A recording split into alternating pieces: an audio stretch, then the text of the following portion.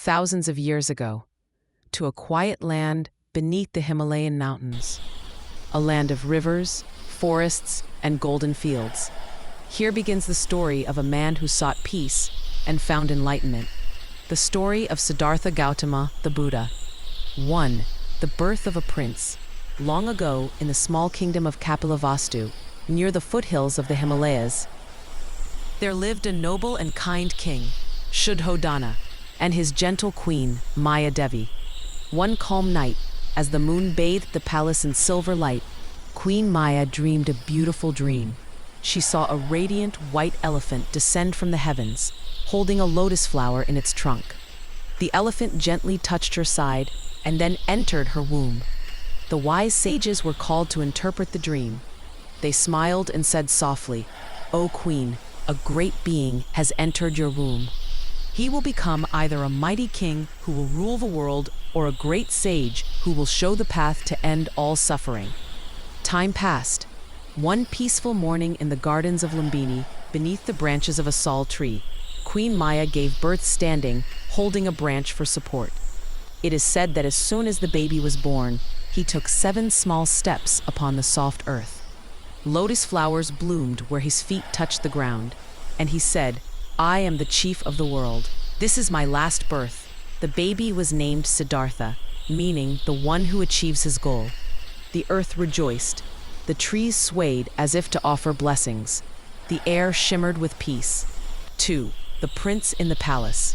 King Śuddhodana loved his son deeply, but he remembered the prophecy that Siddhartha might leave home to become a wandering sage. The king's heart was filled with both love and fear. He wanted his son to remain in the palace, to become a great ruler, not a monk. So, he built 3 magnificent palaces, one for summer, one for winter, and one for the rainy season. Inside those palaces, Siddhartha lived a life of comfort and beauty. He was surrounded by music, dance, and gentle laughter. The air was filled with the fragrance of flowers. Servants ensured he never saw sadness, sickness, or death. Everything around him was made to look perfect. Siddhartha grew into a wise, kind, and gentle young man. He was loved by everyone. He married a beautiful princess named Yasodhara, and together they had a son, Rahula. The king was happy. He thought the prophecy would not come true. But deep in Siddhartha's heart, something stirred, a quiet question, like a whisper carried by the wind. Is this all there is to life? Why do I feel that something is missing? 3. The 4 encounters. One day, when Siddhartha was 29 years old, he asked his charioteer, Channa, to take him outside the palace gates. The king hesitated, but finally agreed. He ordered the streets to be cleared of anything unpleasant. But destiny had other plans. As Siddhartha rode through the city, he saw an old man, his back bent, his face wrinkled, his body trembling. Siddhartha asked, "What is wrong with this man?" Channa replied softly, "He is old, my prince. All beings grow old." Siddhartha was shaken. "Will I too grow old?" "Yes, my lord. None can escape it." Days later, on another ride, he saw a man who was sick and suffering. His body was thin, his skin pale, his breathing heavy. Siddhartha asked, "What has happened to him?" Channa said, "He is ill, my lord. Sickness comes to all living beings." The prince fell silent. On his next journey, Siddhartha saw a funeral procession. He watched as people wept while carrying the body of a dead man to the riverbank. "What is this?" he asked. Channa replied, "He is dead, my lord. One day, all who are born must die." Siddhartha's heart trembled. He realized that life was fragile. Youth, health, and pleasure, all were temporary. Finally, on his last journey, he saw a calm, peaceful monk dressed in simple robes. The monk's face glowed with serenity. Siddhartha asked, "Who is this man?" Channa said, "He is a holy man, my lord, one who has renounced the world to seek truth and peace." In that moment, something awoke inside Siddhartha. He felt a deep calling to leave behind the palace life and search for an answer to suffering. 4. The Great Renunciation. That night, as everyone in the palace slept, Siddhartha quietly rose from his bed. He looked at his wife, Yasodhara, and his baby son, Rahula, sleeping peacefully. His heart ached with love, but he knew he had to go. He whispered softly, "When I find the truth, I will return." Then he called his loyal charioteer, Channa, and rode silently through the sleeping city. At the edge of the forest, he dismounted his horse, removed his royal ornaments, and cut off his long hair with his sword. He handed his ornaments to Channa and said, "Take these back to the palace. Tell my father I have gone to seek the way that ends all suffering." Wearing simple robes, barefoot and alone, the prince walked into the forest, leaving behind his title, his wealth, his kingdom, and his name. From that moment, Siddhartha became a seeker, a wandering monk. 5. The search for truth. For many years, Siddhartha wandered through forests and villages. He met wise teachers and learned from them the deep practices of meditation and yoga. Two great teachers, Alara Kalama and Uddaka Ramaputta, taught him profound states of meditation. Siddhartha mastered them quickly, but he realized that even in those deep states, suffering was not truly ended. He thanked his teachers and continued his journey. He then joined 5 ascetics who practiced severe fasting and self-punishment. They believed that enlightenment could be reached by denying the body. Siddhartha ate almost nothing for 6 years. His body became weak and thin, like a shadow of his former self.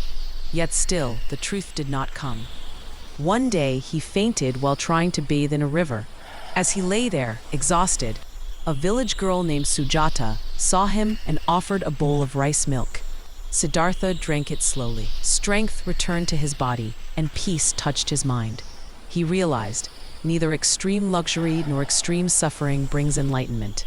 The path must be one of balance, a middle way. 6. The night of enlightenment. With renewed strength, Siddhartha walked to a quiet grove near the river Niranjana in a place called Bodh Gaya. There stood a large Bodhi tree, spreading its branches like a sheltering hand. Siddhartha sat beneath it, cross-legged and still. He made a firm vow. "I will not rise from this seat until I find the truth, until I awaken." Night fell. The stars shimmered. The air grew silent. The great battle within began, the battle of the mind. The tempter Mara, lord of illusion, appeared. He sent storms, armies of demons, and waves of fear to distract Siddhartha. He whispered, "Who are you to seek truth? Return home." But Siddhartha sat unmoved, calm as a mountain. He touched the earth with his right hand, and the earth itself bore witness to his resolve. The storm ceased, the darkness lifted, and as the first light of dawn touched the horizon, Siddhartha's mind opened like a lotus in full bloom. He saw the truth of all existence, that life is filled with suffering, that suffering arises from craving and attachment, that suffering can end, and that there is a path leading to its end, the noble eightfold path. At that moment, Siddhartha became the Buddha, the awakened one. 7. The first teaching. For 7 days, the Buddha sat quietly under the Bodhi tree, enjoying the bliss of enlightenment. He felt deep compassion for all living beings, still trapped in ignorance and pain. At first, he hesitated to teach. He thought, "The truth I have seen is so subtle, so profound. Will others understand it?" But then the god Brahma appeared and pleaded, "O Blessed One, there are those with little dust in their eyes. They will understand if you teach them." The Buddha agreed. He rose and began to walk towards Sarnath, where his 5 former companions were staying. When they saw him coming, they first turned away, remembering how he had abandoned their path of fasting. But as he approached, his radiant calmness melted their hearts. They sat with him, and in the deer park of Sarnath, the Buddha gave his first teaching, the Dhammacakkappavattana Sutta, the turning of the wheel of Dharma. He taught them the 4 noble truths and the middle way. Hearing this, the 5 monks' minds opened, and they too attained enlightenment. From then on, they became known as the first Sangha, the community of monks. 8. The Buddha's journey. For 45 years, the Buddha wandered through villages, forests, and cities. He had no palace, no throne, no possessions. He lived simply, eating whatever was offered. Everywhere he went, people gathered to listen. Kings, merchants, farmers, monks, and beggars all sat together in peace. He taught the Eightfold Path: right view, right intention, right speech, right action, right livelihood, right effort, right mindfulness, and right concentration. He showed people how to live with wisdom, compassion, and mindfulness.